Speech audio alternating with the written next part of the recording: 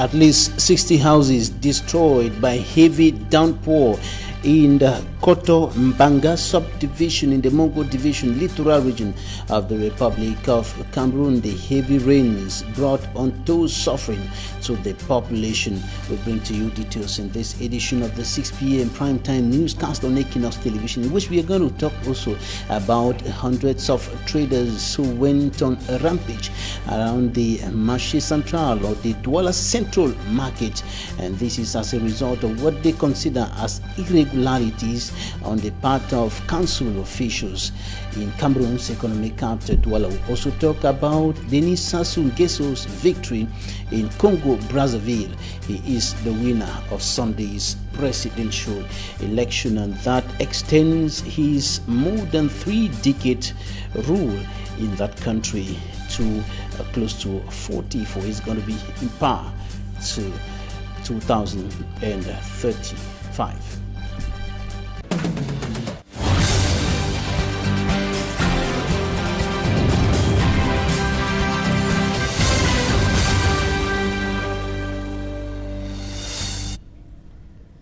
Thanks, dear viewers, for joining us on this edition of the news on Equinoxe Television. I am Babli Jonathan. We begin this newscast in the Koto Mbanga subdivision in the Mongo division of the littoral region of the Republic of Cameroon, where over 60 houses have been destroyed by rains, while the inhabitants of Koto have been visited by the divisional officer of Mbanga. The inhabitants are asking for help as a result of the heavy downpour that brought untold suffering upon them. It's Magic and Gabriel has more. My name now Ewudu Ebanjoja. He is visually impaired and one of the victims touched by the heavy rains in Kompina. The entire roof of his house was completely destroyed, and he is perching with a neighbor. He calls for help from the government. When I said this, we want to make governor. Let me. We are not the Dunanati, are not the sea place. Now if this, my government says then look till where the fear we don't get the kind of problem. So then he have we. Since the heavy downpour destroyed several homes in Kompina, authorities of the Bonalea subdivision are still to comfort the families whose houses were destroyed. A councillor at the Bonalea Council promises better days for the victims. The only thing that I have to say is to please the population of Kompina to persevere. I will do everything. I will try to inform the mayor of the Bonalea Council and our chief to see what we can do with it, and we are very sorry to everything. A total of 40 houses were destroyed in Kompina in Bonalea subdivision of the littoral region by the heavy downpour.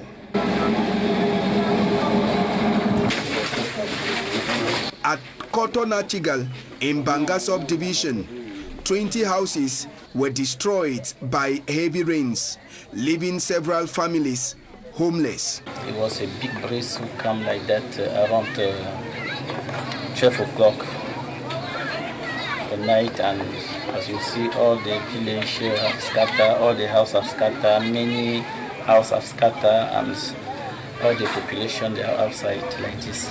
Getting the information, the divisional officer of Mbanga descended to Koto Nachigal to encourage the families and to find a temporary solution for them. It was an occasion for us to recomfort them and assure them on the support of the government. It was also an occasion for us, in collaboration with municipal authorities and other living forces, to take conservative measures such as providing necessary rooms in schools and in hospitals that can host the families that are completely out of their homes because of this unfortunate situation.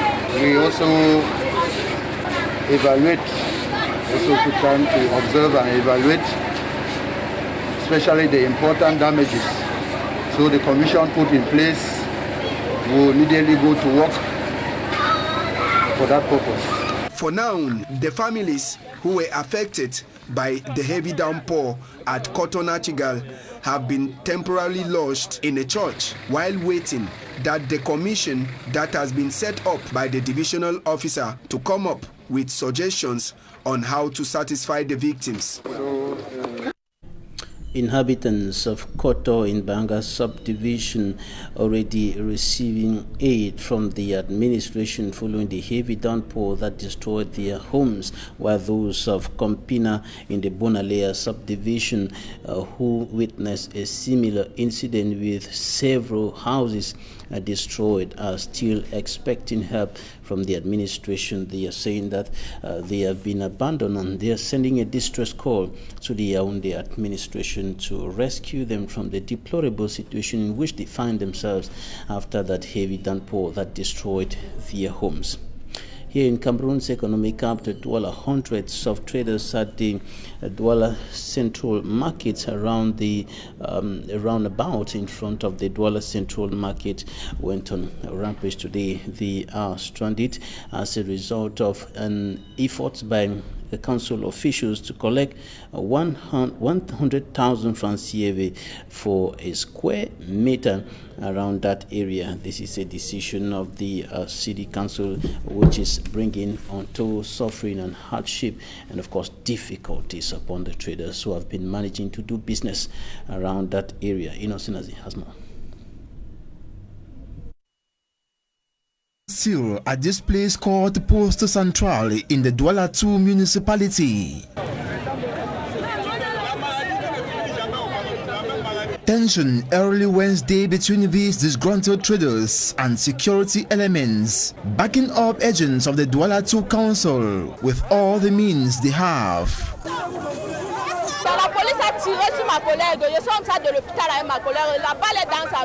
Riot generated when some wealthy traders from the Douala Central Market invited the council agents who arrived with security forces to send away those complaining of limited financial means, selling here for 15 years, some 20 years, for occupying these squares already paid for, with a metal square costing 100,000 francs CFA.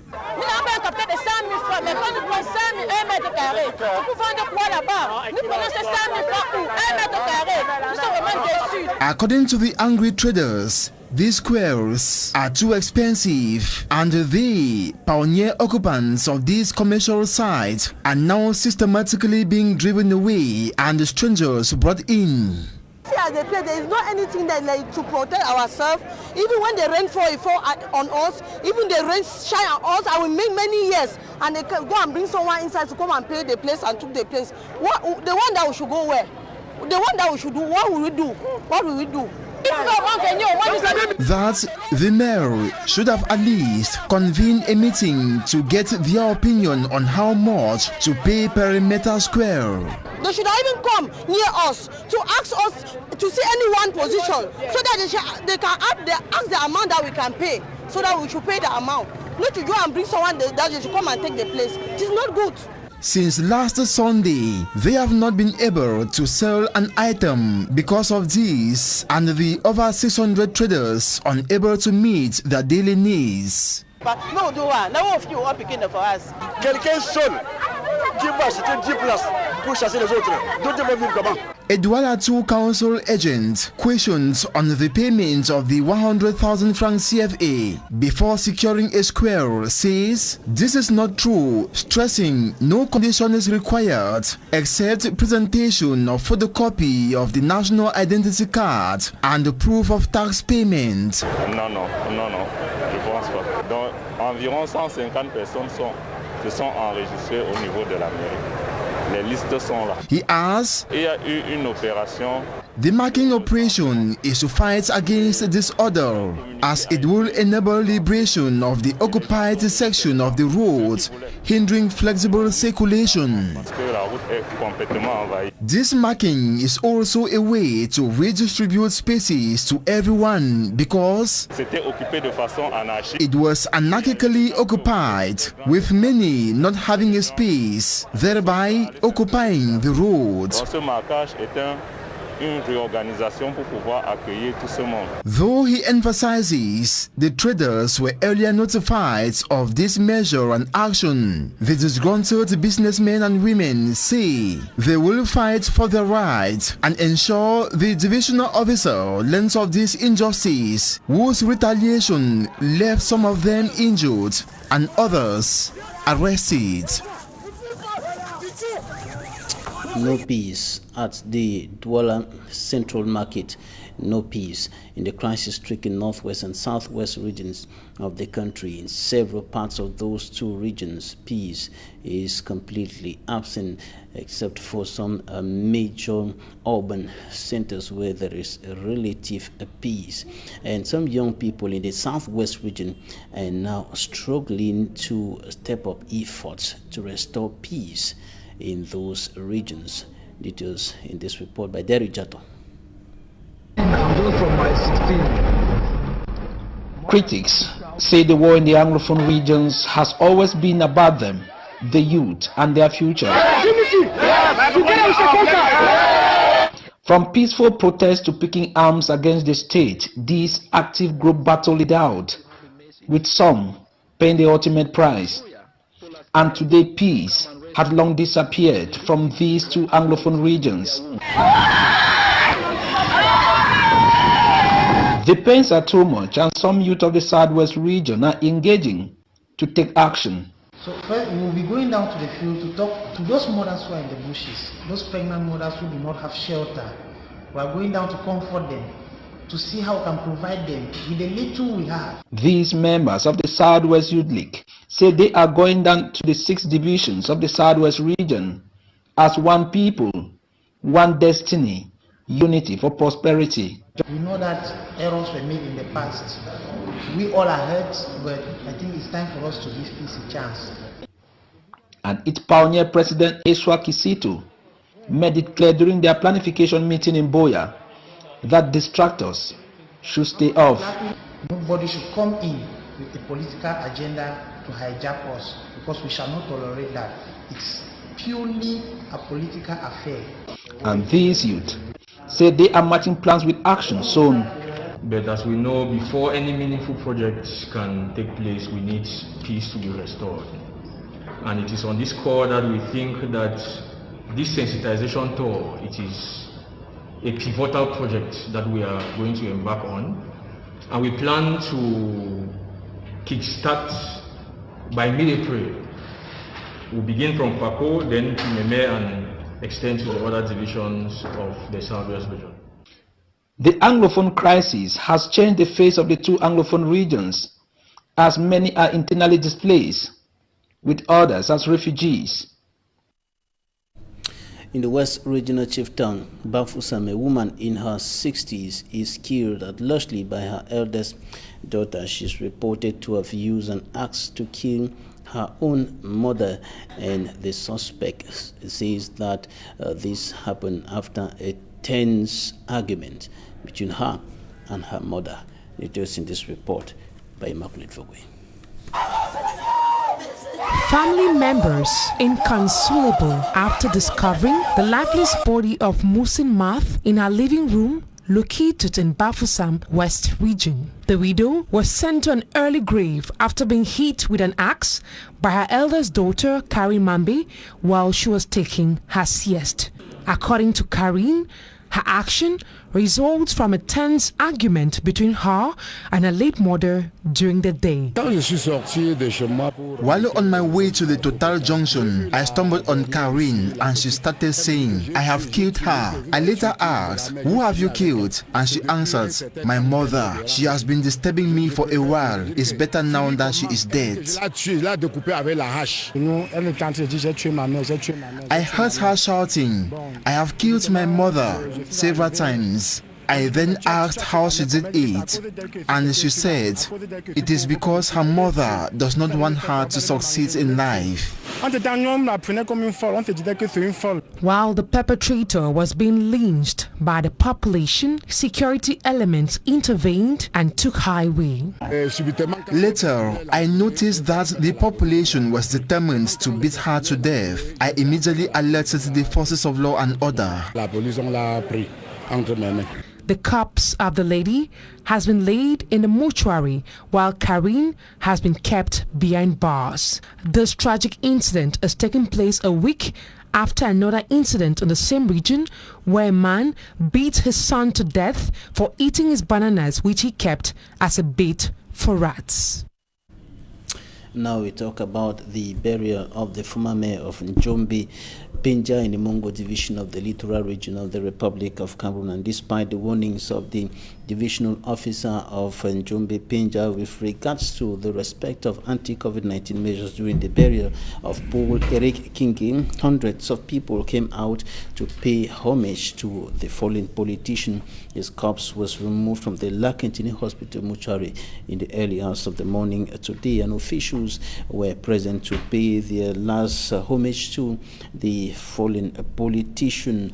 And while in the Njombe, Penja, the corpse attracted a huge crowd of inhabitants of that area, which led to some sort of a standoff with security and defense forces, or better still, forces of law and other. Charles Ekome has more. It was just about 2 days ago when Paul Eric Kinge, mayor of the Njombe Penja municipality, met his demise due to the deadly coronavirus. His corpse was removed in the early hours today from the morgue at the Lakentini Hospital in Douala, in the presence of senior administrative officials and political comrades who came to pay their last respect and bid farewell to a leader and a community head. Victime du Covid et que ça allait déjà, et il a replongé. He was a victim of the coronavirus which took away his life. It's the will of God that he is no more.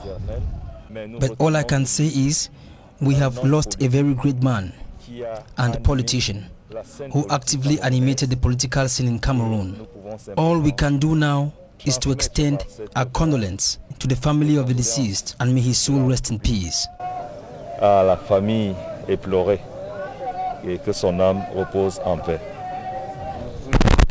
Upon arrival with the mortal remains of the deceased statesman at his premises, hundreds of people were already gathered around, demanding to see the corpse of their beloved mayor. Law enforcers had no choice but to use tear gas to disperse the clamoring crowd.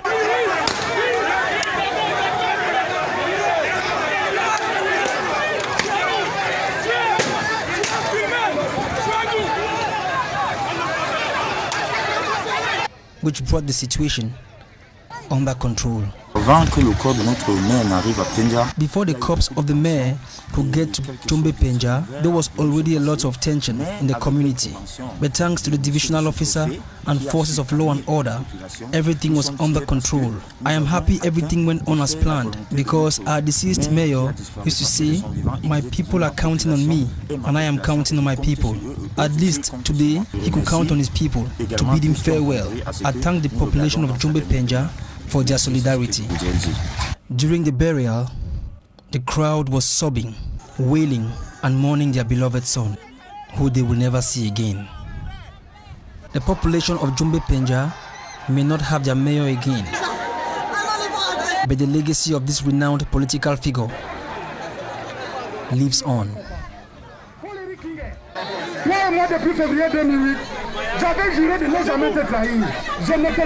The mayor of the Douala 4 subdivision has been reminded of his responsibility vis-a-vis persons displaced by the Anglophone crisis, persons who have been forced out of their homes in the northwest and southwest regions and are now seeking refuge in the Douala 4 subdivision. The senior division officer of the Uri division reminded the mayor of the Douala 4 subdivision to ensure that he has to ensure that the people who moved out of their homes because of violence in the crisis-stricken Anglophone regions and under his area of command are living in acceptable conditions, and that their needs are being taken care of. Details in this report. And for me, I'm Strong Santa. The COVID-19 pandemic has dealt a serious blow on council revenue collection in the Douala 4 municipality. throughout the 2020 budgetary year. In actual terms, revenue collection stood at some 407,557,607 francs CFA, witnessing a drop of 100,372,283 francs CFA from the previous year 2019. Lecture et adoption de différentes délibérations. The mayor of the Douala 4 Council says the result is a direct fallout of the tax exemption decided by President Paul Biya in his measures to accompany economic operators humbled by the COVID-19 pandemic. The second excuse, according to him, is the decision of the government of Cameroon to close drinking spots as from 6 p.m. Mais je pense qu'en 2021, nous ferons plus. After his excuses, Benjamin Mbotu, the senior divisional officer for the Furi division, challenged him to make good use of the advantages offered by the new code of regional and local authorities. Douala 4e est une ville industrielle. Benjamin Mbotu reiterated that the Douala 4 municipality covers the entire Bonaberi industrial zone, and if revenue is properly collected, the council will be the richest in the Furi division. La plus riche même du Furi. He says the new law gives the mayor the power to collect a wide range of taxes which initially did not fall within his competence. He therefore expects more from the Douala 4 municipality in terms of revenue collection this year 2021.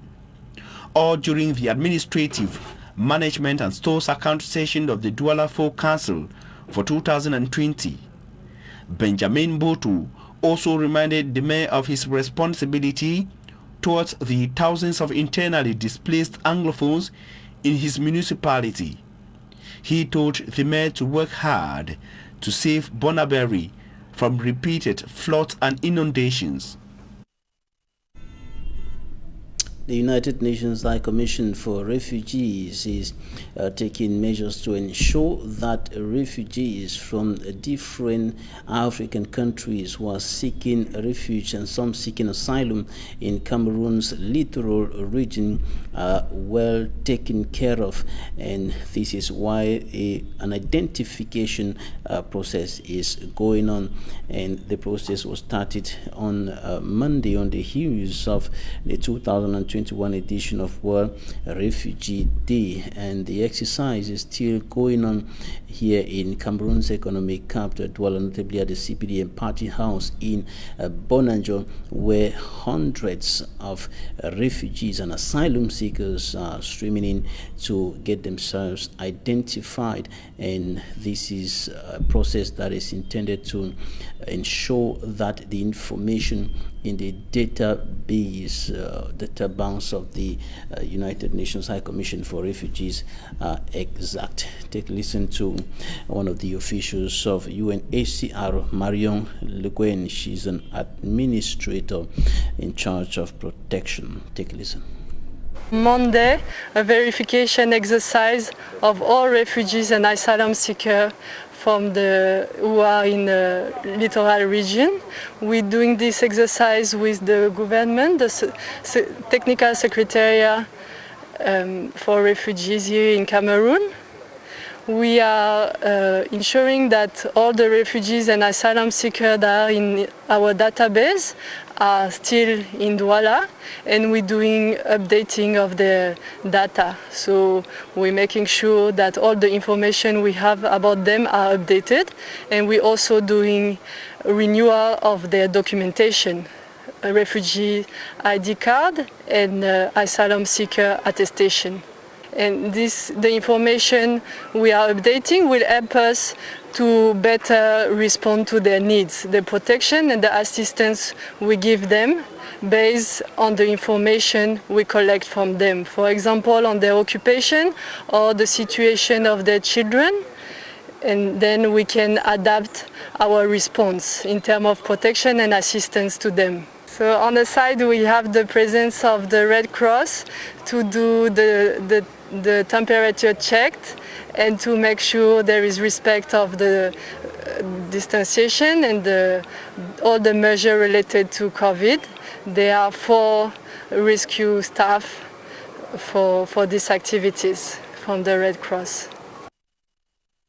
Refugees and asylum seekers have already been received this far since the exercise started on Monday here in Cameroon's economic capital, Douala. The identification of refugees and asylum seekers, many of them are coming from the Central African Republic, others from other African nations. Take a listen to Marion Le Guen. There we verified 315 individuals, and yesterday 280. Today we admitted almost 500 refugees and asylum seekers. They are from different countries. We have refugees and asylum seekers from Côte d'Ivoire, from Burkina. We have also a majority of asylum seekers and refugees from Central Africa, but a lot of different nationalities. In our database, before the exercise, we have 15,226 refugees and asylum seekers. So those are the refugees and asylum seekers we verify, and at the end of the exercise, we will see how many are still in the littoral region, and also we're updating new births and deaths. We're only doing a verification exercise. At the moment, we're not doing assessment of their living condition. They are coming here and we verify if they are here or not, and we renew their documentation. We also have a partner that take care of the assistance and do visit on the field. In news out of the Republic of Cameroon, Congo-Brazzaville's president is re-elected with more than 88% of the vote according to the provisional results. After 38 years in power, Denis Sassou Nguesso's victory was expected. His closest rival died on polling day from COVID-19. Also, after months of denying the presence of Eritrean troops in the conflicts in Ethiopia's northern Tigray region, PM Abiy Ahmed admits they have crossed the border and acknowledges reports of atrocities and in eastern reports of atrocities in that country. And coming back to Denis Sassou Nguesso in Congo-Brazzaville, I indicated earlier that his closest rival died of coronavirus just hours after polls closed on Sunday, and he got less than 8% of the vote. Two other opposition leaders, Jean-Marie Michel Mokoko and Andre Okombisa-Lisa, are all behind bars accused of undermining state security. Denis Sassou Nguesso first became president in 1979. He lost the country's first democratic election in 1992 to Pascal Lissouba, and he returned to power 5 years later following a bloody civil war. In recent years, his supporters say he has played a major role in conflicts in several African nations, and according to United Nations refugee figures, 40% of the oil-rich country's population live below the poverty line. Congo-Brazzaville is number 118 out of 180 nations in a ranking of Reporters Without Borders. The 77-year-old leader, Denis Sassou Nguesso, rejects all accusations of being an authoritarian leader. 6 years ago, the constitution was changed to allow him to run again, and he could therefore remain president until 2031. Now in sports, Cameroon's senior men's football team had its last training session today at the Japoma Sports Complex here in Cameroon's economic capital, Douala. The Indomitable Lions had the last session today. After the training, the Lions immediately embarked on to the international airport, moved to the international airport here in Douala, of course, where they left the country at 2:30 p.m. for Prayer Cape Verde, and Cape Verde will confront the indomitable Lions on Friday in a match counting for the qualifiers of the African Nations Cup 2021 edition to be hosted by Cameroon. Lions striker Jay Clinton Moa spoke to us at the end of the training session at the Japoma Sports Complex. Take a listen. Well, I think we just started training yesterday, and everybody is working very hard. It's not been easy with the journey, and some players just arrived today, and we had our second training today. Everything is going on well, and we are going for victories, and we're here to give our best so we can win games. What's the ambiance in new players? Well, I think it's not easy, but I think they're doing a great job, and everybody is trying to give 100% so we could have good results at the end. Can you tell us about your form? Well, I feel very, very okay, and yeah, it's not been easy. We started some months ago, and yeah, I just came back from injury like a month ago. I've played the last game, so I think physically I'm okay. Thank you. As part of this newscast, Talking Point is up next.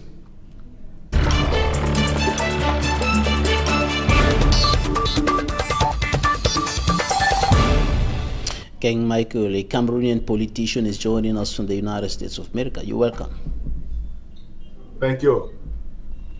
Right, on the road from decentralization to special status, Dr. Michael Njume Ebong says, I quote, indeed, the ultimate outcome of these new developments will depend less on the fine print of the decentralization law and more on the foresight, competence, and determination of those Anglophone politicians elected to implement and leverage our special status in ways responsive to our aspirations. End of quote. That is a statement made by Dr. Michael Njume Ebong. You are one of the Cameroonian Anglophone politicians from the southwest region of the country. What do you think about this? Thank you, Mr. Babila, for giving me the opportunity to make my own contribution as far as the subject matter is concerned. As he rightly said, that what matters in the discussion which is going on in Cameroon about decentralization is what actually is being transferred to the local authorities to manage. To the best of my knowledge, what I see now is there is some degree of bad faith as far as transfer of competence is concerned. And Mr. Babla, I won't blame those who are at the center trying to manage, because, you know, the saying goes that power has never been given on a platter of gold. So they have been used to all the sweet deals at the central level. Now to transfer it at the local level is posing a lot of problems. On the other hand, I don't know whether those who are involved, I mean, the local collectivities actors, they are equally prepared for the process, because you see, what I have noticed during my time in office is that you are supposed to know, as the mayor of a collectivity, that you are a servant of the people before being a master of yourself. And if you don't have that notion, if you, let me say you were a teacher or whatever, managing 200,000 a month, and suddenly you are, because of the political maneuver, you are elected a mayor, and you have a budget of 1,900,000,000 to manage, with a lot of personnel to manage. It takes a lot of challenges to meet up with the demand. Most people will not know that that money is well allocated, well budgeted for specific purposes. They think that that money is part and parcel of what they are entitled to make themselves become rich. Not forgetting to know that as a mayor, you have a well-defined, structured salary at the end of the month. So I really believe that all the actors involved in the decentralization need to be schooled on what is theirs and what is not theirs, how to manage the process, the personnel, the resources, the financial resources, the human resources, the material resources. It all goes in a package, what you have to manage. And so I think, except somebody is not trying to be honest, it is, to me, it is even difficult to manage decentralization than to manage federation. Because with federation, it's a process that everybody knows. Right. While expecting that the broadcast technicians will help me to hear you clearly, you are the former mayor of Muyuka in the southwest region of the country, and you have mastery of management as far as public belongings are concerned. And of course, you have been closely following up happenings in those two Anglophone regions of the country. When Dr. Michael Njume Ebong talks about the foresight, competence, and determination of the Anglophone politicians elected to manage the move from decentralization to special status as far as those two English-speaking regions are concerned, what can we pick out of that as far as the duties and responsibilities of the regional presidents and other regional executives are concerned? Mr. Babla, the first thing which we will tend to disagree is when you talk of special status, no definition, there is no clear definition of what is that special status going to be about.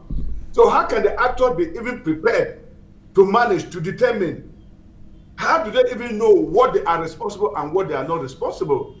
You see, in our country, as I said, those who are managing at the level of the central administration, they are not prepared to decentralize. They are not prepared, because if they were prepared, that so-called special status could have been well defined so that the regional actors, the local collectivity actors should know exactly what they are supposed to do and not to do. But if you leave everything in suspense, what do you expect them to do? So, I mean, let us define, let us have clear parameters of what each and every actor is supposed to be involved in order to meet up with the aspiration of Cameroonians. I am telling you, Mr. Babla, it's not only Northwest and Southwest. It is not moving. It is not moving. I'll give you a simple example, Mr. Babla. I just received a letter from Konak involving certain land in Boya. They are expecting people to live from Boya with documents to go and meet them in Yaoundé. What the hell is going on, Mr. Babla? So what should be done at that level? I believe that is where the issue of determination comes in, because some of those obstacles which you're highlighting are still there and are going to be standing right in the face of the politicians who have been elected to manage the special status, to implement the new decentralization code. The problem, Mr. Babla, as I've given you this a simple example, the people of Konak, they have a budget. They have a budget to display themselves. There was a time I saw them in Boya.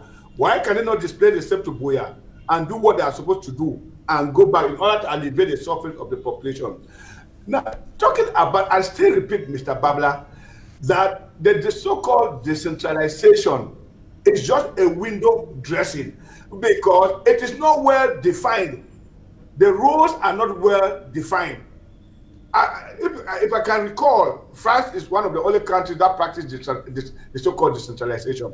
Why can't we go to federation, which has been practiced from time immemorial? Everybody knows what the federated states are supposed to do and the central administration is supposed to do. So that we come to the table, we define what is supposed to be done and what is not supposed to. And let me tell you, Mr. Babla, you were talking about human rights. The only people who are supposed to put pressure on both the local collectivity and the central administration are the citizens. They are supposed to be educated about their rights. The civil society are supposed to be involved, educate the population that this is what your mayor needs, is one who is in charge in recruiting at the level of primary, secondary. You need roads, you need electricity, you need healthcare. Once they don't see those things coming, they have the right to go to the street and ask for the mayor to provide for. And if the mayor has that pressure, the mayor will equally put pressure at the level of the central administration. And that will involve now everybody to sit down to have clear lines on what is supposed to be done. Because as I'm telling you, Babla, the citizens are those who are involved. All what they are asking is what they are entitled to. Cameroonians are very hardworking. And so, if they pay their taxes, they need in return to have certain amenities that is supposed to be provided by the government, either the central government or the local collectivity. All right. King Michael, former mayor of Muyuka, thank you for joining us today from the United States of America. Thank you for your time. You're welcome. You're welcome, Mr. Babla. Thanks, ladies and gentlemen, for staying with us. Stay glued to Equinoxe Television. Equinoxe War will be yours in some minutes.